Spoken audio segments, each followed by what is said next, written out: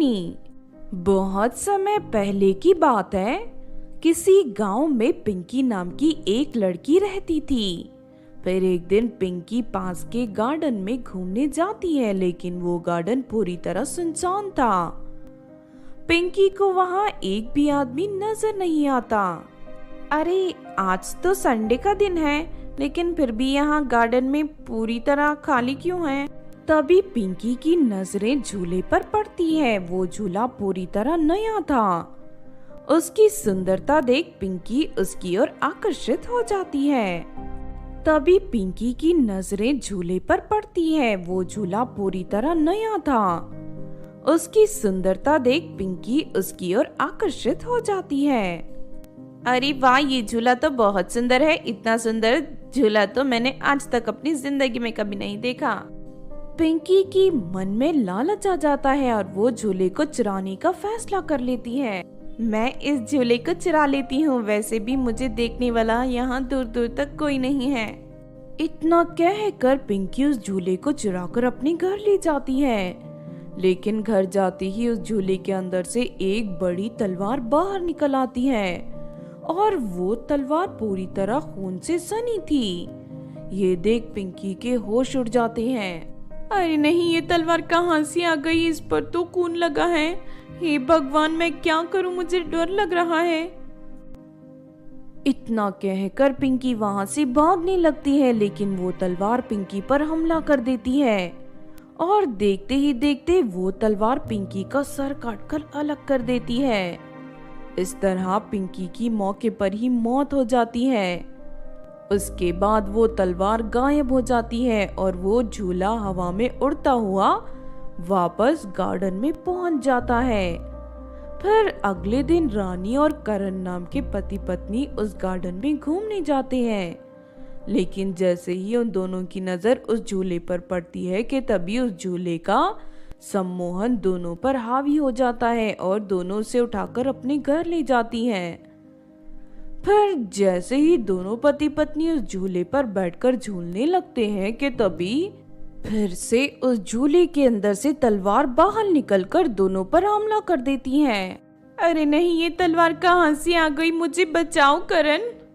लेकिन इससे पहले करण रानी को बचा पाता, तलवार करण का सर काट देती है। ये देख रानी जोर से चिल्लाकर वहां से भागने की कोशिश करती है, लेकिन वो तलवार उसे भी नहीं छोड़ती और एक ही झटके में उसका भी सर काट देती है। इस तरह दोनों पति पत्नी की मौत हो जाती है। उसके बाद फिर से वो जादुई झूला हवा में उड़ता हुआ वापस गार्डन में पहुंच जाता है। इस तरह कुछ ही दिनों में वो झूला कई लोगों की जान ले लेता है। फिर एक दिन चंगू नाम का एक आदमी उस गार्डन में जाता है और झूले को देखते ही उसके ऊपर भी सम्मोहन हावी हो जाता है। वो भी दूसरे लोगों की तरह झूले को उठाकर अपने घर ले जाता है और उस पर झूला झूलना शुरू कर देता है। फिर हमेशा की तरह उसके अंदर से तलवार बाहर निकल आती है, लेकिन तभी वहां चंगू की बेटी कोमल आ जाती है। अरे पिताजी, ये तलवार कहाँ से आ गई? सामने से हट जाइए। कोमल की बात सुनकर चंगू झूले को छोड़कर भागने लगता है। तभी कोमल लोहे की एक बड़ी सी रॉड उठाकर उस तलवार के साथ लड़ना शुरू कर देती है, लेकिन थोड़ी ही देर में वो तलवार अचानक गायब हो जाती है। अच्छा हुआ बेटी, तुम सही वक्त पर आ गई, वरना ये तलवार मेरी जान ले लेती। मुझे लगता है पिताजी, ये कोई खूनी झूला है जो लोगों की जान ले लेता है। तुम ठीक कहती हो बेटी, लगता है हमारे गांव में जो मौतें हो रही है उन सभी मौतों का जिम्मेदार यही झूला है। पिताजी, हमें किसी तांत्रिक को बुलवाकर इसे नष्ट करवाना होगा, वरना ये इसी तरह इंसानों की जान लेता रहेगा। फिर उसके बाद कोमल और उसके पिताजी एक तांत्रिक को अपने घर बुला लेते हैं। तांत्रिक झूले के सामने आग जलाकर मंत्र पढ़ने लगता है। तभी उसे एक चुड़ैल का चेहरा दिखाई देता है। तांत्रिक उसी वक्त थोड़ी सी राख उठाकर झूले के ऊपर डाल देता है और अगले ही पल वो झूला एक चुड़ैल में बदल जाता है। अच्छा, तो तू झूले का रूप धारण करके लोगों की जान ले रही थी, लेकिन अब तुम मेरे हाथों से नहीं बचेगी। नहीं नहीं तांत्रिक, मुझे मत मारो। एक शैतान के श्राप की वजह से मैं झूले में बदल गई थी। मेरा यकीन करो, मैं एक अच्छी चुड़ैल हूँ। ये सब मैंने जानबूझकर नहीं किया।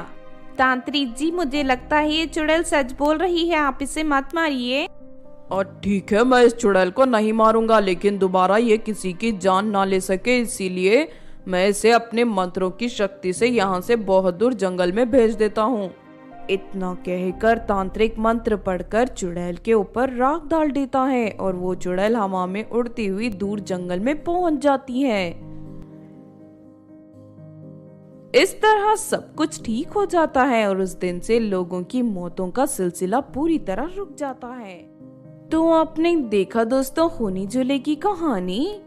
इस कहानी से हमें ये सीख मिलती है कि बुराई ज्यादा दिनों की मेहमान नहीं होती।